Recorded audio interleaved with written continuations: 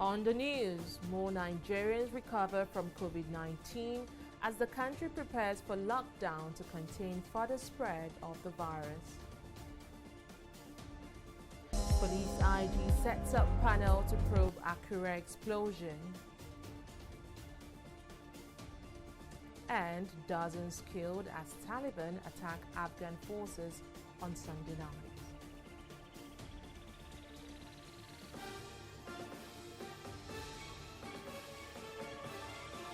A warm welcome to News Now. I am Fidelia Aguncha. We begin with the latest in the coronavirus pandemic in Nigeria, and that's a mix of good and bad news. The Lagos state government has discharged 5 coronavirus patients who are receiving treatment at the infectious disease hospital in Yaba. This brings the total number of persons who have recovered from the disease in Nigeria to 8. According to the state government, the patients who had been in quarantine for 4 weeks were finally discharged after multiple test results showed that they have now fully recovered from the disease. Meanwhile, Nigeria has recorded yet another death from the coronavirus outbreak. Osage Ehanire, Minister of Health, disclosed this during the Presidential Task Force briefing on COVID-19 in Abuja on Monday. Ehanire said the victims, whose identity was not disclosed, had serious underlying health issues. This brings to 2 the number of deaths recorded since the first case was reported in February. Nigeria currently has a total of 103 active coronavirus cases spread across 10 states and the Federal Capital Territory, Abuja. Well, beginning from 11 p.m. tonight, there will be strict restriction of movement in Lagos, Abuja and Ogun states for the next 2 weeks. Now, during this period, all residents of the 3 states are to remain in their homes, while businesses and offices within the locations would also be fully closed. Given the short notice of their announcement by the federal government, many Nigerians have been thrown into panic. Our correspondent Oyin Adigunle has been on the streets of Lagos to get the general mood of residents. Well, we'll bring you that report much later, but as the government continues to implement strict measures to check further spread of the disease, many are asking this question: how will persons who depend on daily wages survive at this moment? Well, to address this, the Lagos state government and other agencies have put in place measures to ensure no one is left behind as the lockdown begins. There is more in this report. Lagos and Abuja account for more than 60% of confirmed COVID-19 cases in Nigeria, and the federal government has ordered a lockdown in both states, limiting all forms of movement, including trading. Just hours to the lockdown, Lagos residents flood stores and malls to stock up essentials. But there are some who cannot afford to do this, raising fears that many might die from hunger and not the virus. To check this, the government says it will make available food banks to meet the need of vulnerable persons once the lockdown takes effect. Whereby this intervention targeting those who earn daily wage to feed their families, those who are vulnerable, what we consider as the lower part of the triangle, the elderly and the fiscally challenged.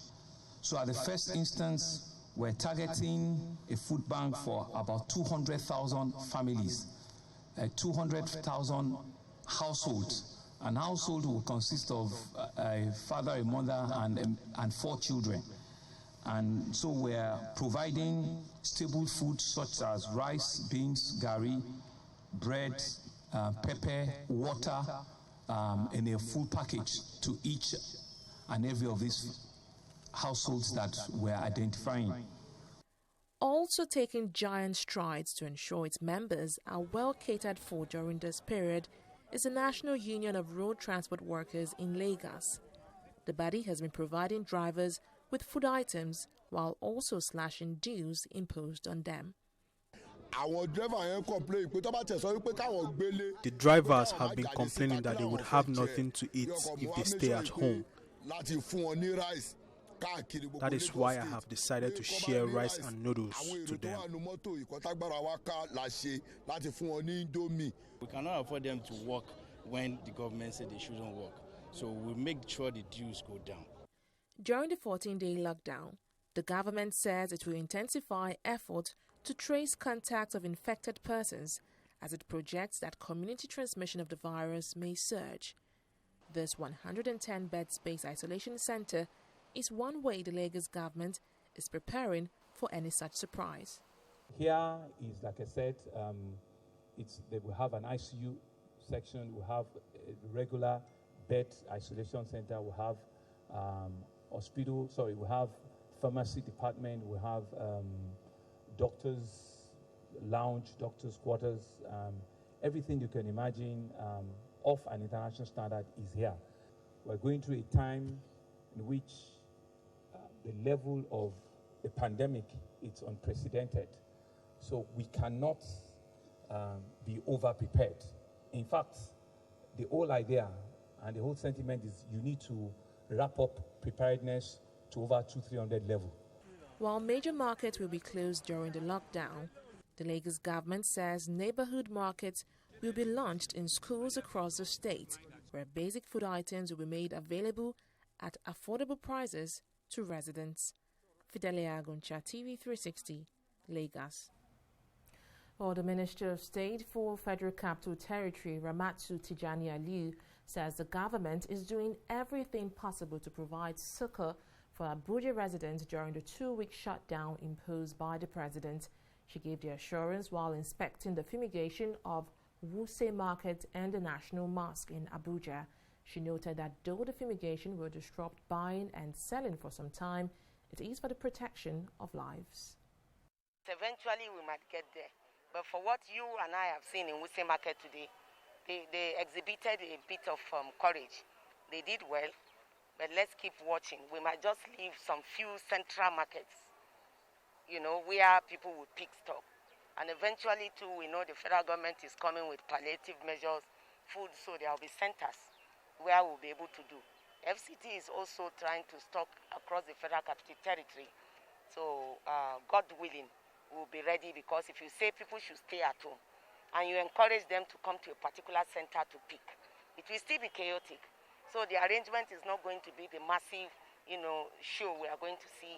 There will be centers at ward levels where coordinators will be able to live and drop in front of houses. God forbid, we pray that it will not get too bad here. We'll also be doing garages, but gradually they are beginning to comply. But looks like they need to feel the presence of someone of authority that will speak to them. Ordinarily, Nigerians, they said they will not go because they will. So give them the courage, and they see you out there on the line of duty, and most of them you can see are quietly complying. It is no more moving, nothing is moving. They have to shut down everywhere, but it's for our own good share. Yes, so we are just here waiting for the market to open so that we can make sense. So if they close it permanently, we will still cope. The little one we have, we manage in the house for our own safety. Meanwhile, the Nigerian military is soliciting the cooperation and support of the general public after the federal government restricted human and vehicular movement in some states mostly affected by the coronavirus pandemic. This call was made by the Coordinator, Defense Media Operations, Defense Headquarters, Major General John Enenche, at a COVID-19 update briefing in Abuja. Adeshawa Odushoga now reports. After recording over 100 cases of the coronavirus pandemic in the period of 1 month, Nigeria is now bowed to pressure, locking down 3 major cities worst hit by the pandemic. The state, which includes Lagos, which is the epicenter of the virus attack, Ogun State, which shares a close proximity with Lagos, and Abuja, the nation's capital, will be on lockdown starting from 11 p.m. on Monday, on the directive of the President Muhammadu Buhari. The lockdown, which will be closely monitored by the Nigerian military, has triggered an appeal by the army for the support of Nigerians during these trying times. I wish to express that the High Command of the Nigerian military hereby solicit for the support of the general public in this trying period of the fight against COVID-19. And this can only be achieved by adhering to all the medical and administrative guidelines being provided by government at all levels. Enenche, who was speaking at a COVID-19 update in Abuja, also unveiled 17 isolation and treatment centers for COVID-19 across the 6 geopolitical zones of the country. He says a joint team of the military and the National Emergency Management Agency, NEMA, have been constituted to ensure coordination. In the same vein, about 48 disaster response units of the Armed Forces of Nigeria are on notice to move in conjunction with NEMA. These units will handle operations other than medicals that may arise in the course of this non-kinetic military operation.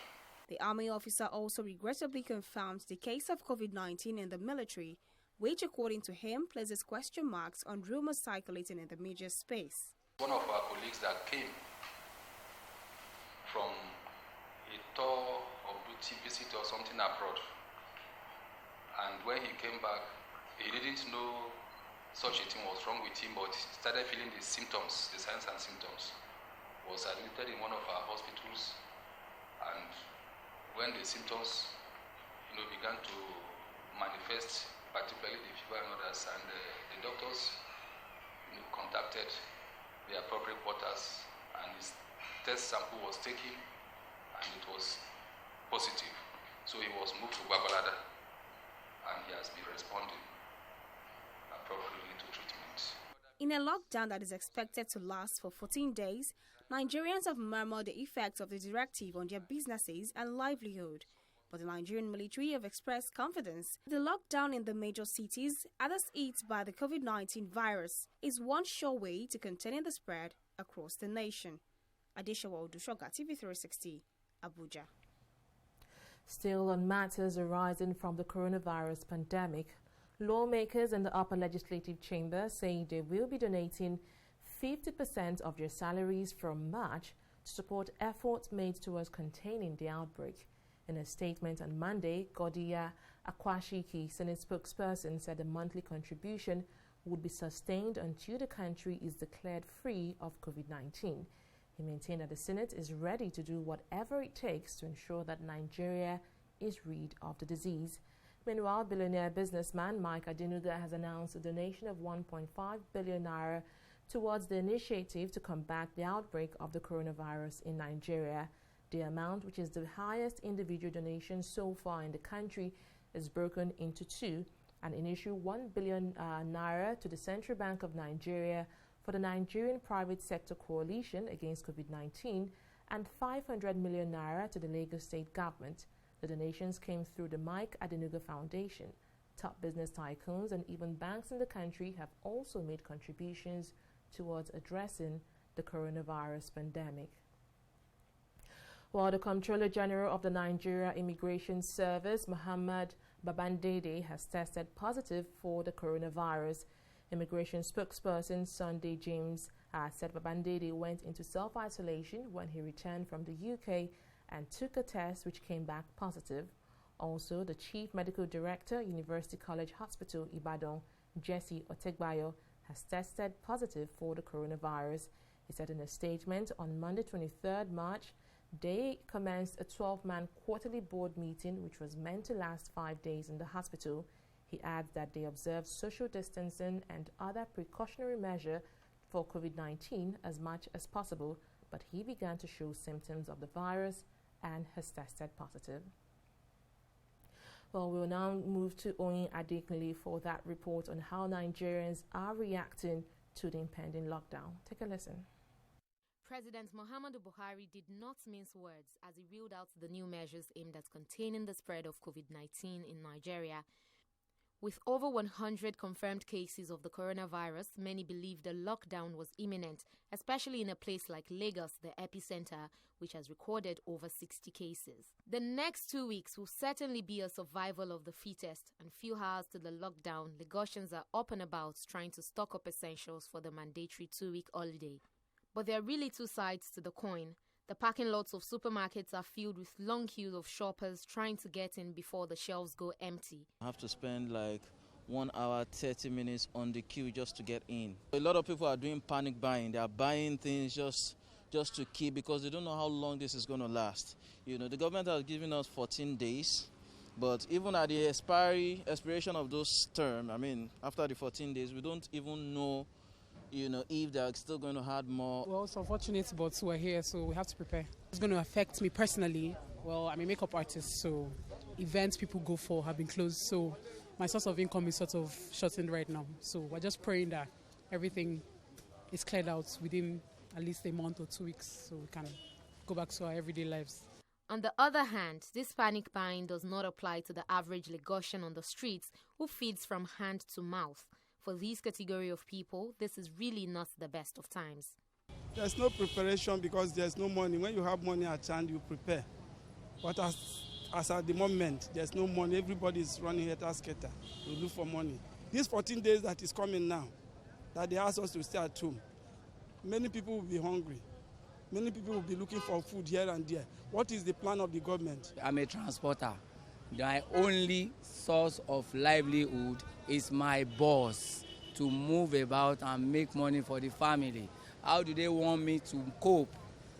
The same question I will ask them. They have not made any provisions for us, and they said sit back at home. Isn't that a 14 days of death for so many families?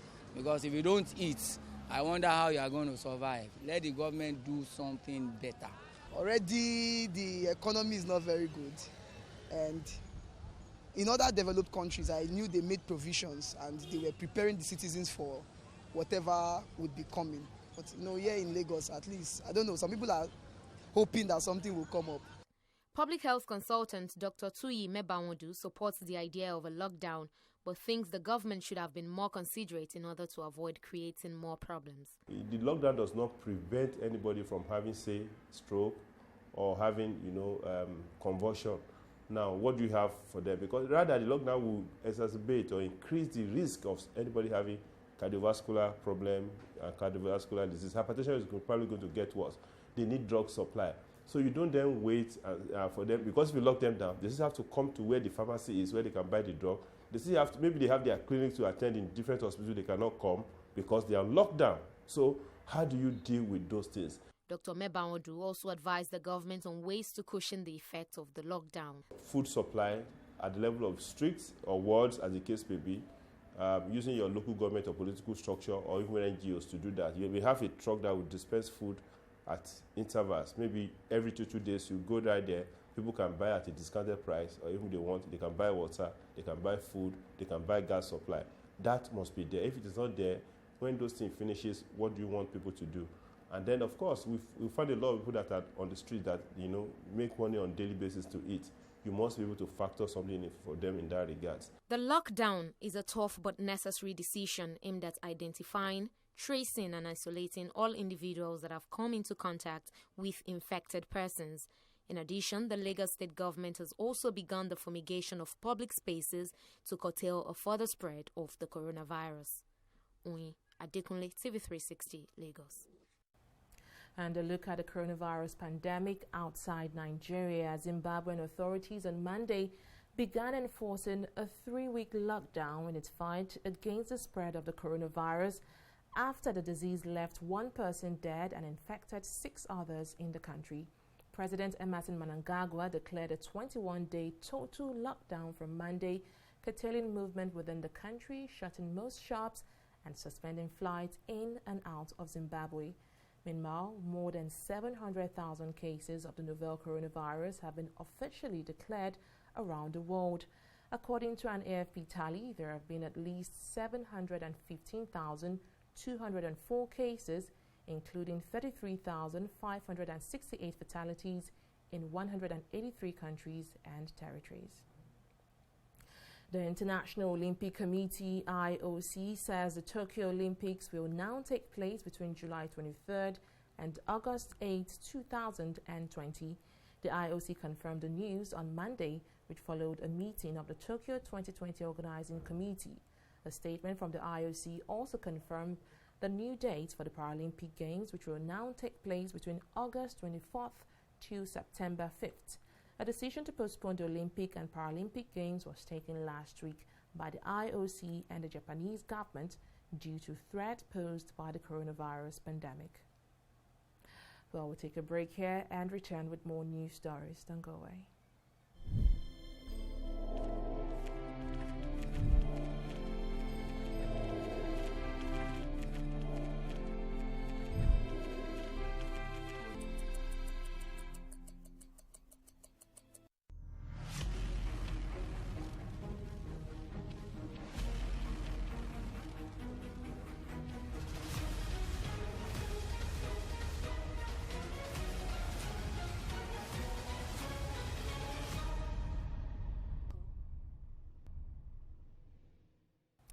Welcome back. The Inspector General of Police, Mohammed Adamu, has set up a special investigation team to probe the cause of the tragic explosion that occurred at Ogbese near Akure, the Ondo State capital, on Saturday. According to a statement released by the Force Public Relations Officer, Frank Mba, the investigation team will work jointly with experts from the Nigerian Geological Survey Agency.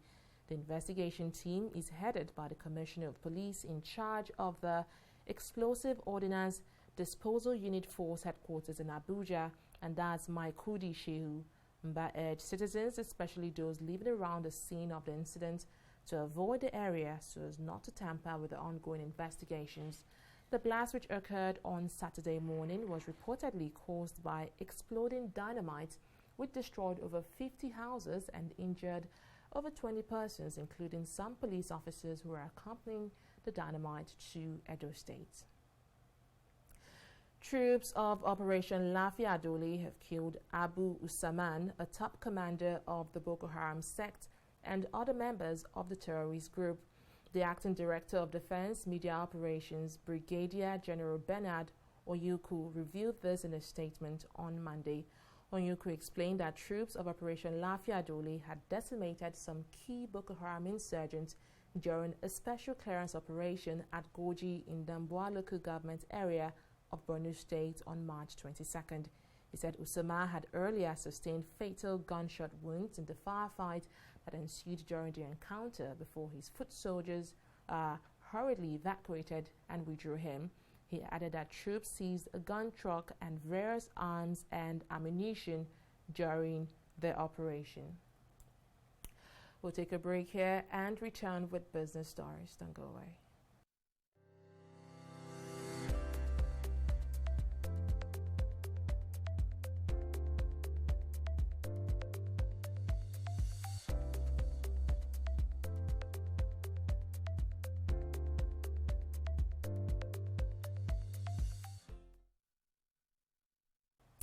Welcome back. Let's now turn to Oyin Adekunle for the latest in business. Hello, Oyin.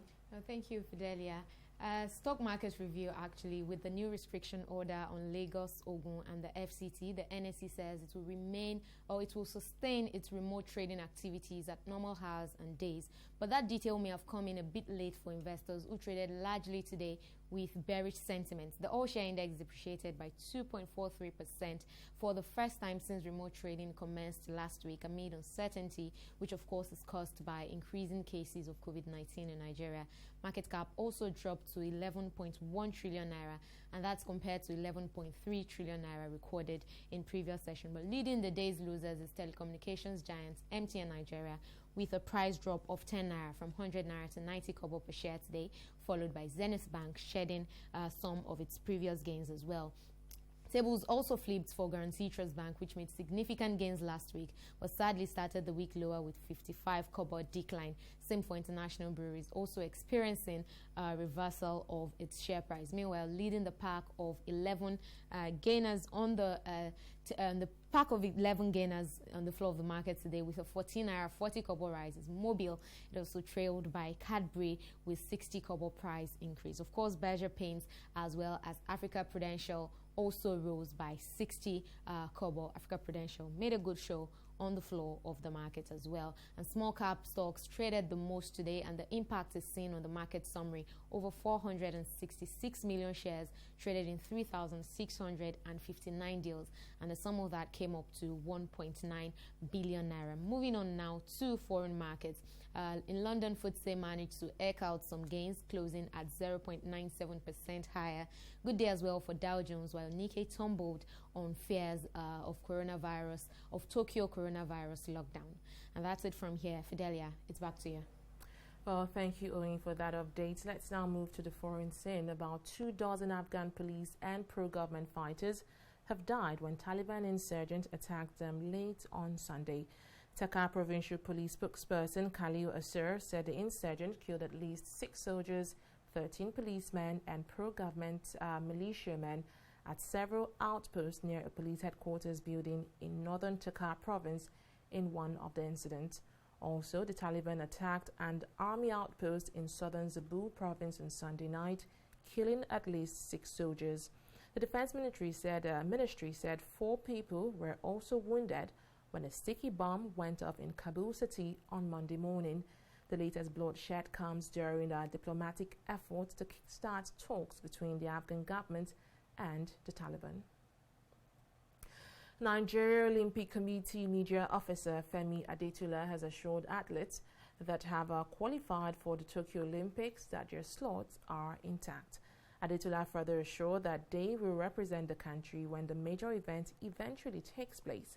However, there are concerns that some athletes may not be able to take part in some of the games they qualified for before the postponement, as they may not be within the age bracket to participate by 2021. The Olympics was initially scheduled for July 24th to August 9th, 2020, with the Paralympics to follow on August 25th to September 6th, 2020, but was postponed due to the widespread of the coronavirus. And that's it on News Now. Many thanks for joining us. Thanks for watching. Bye for now.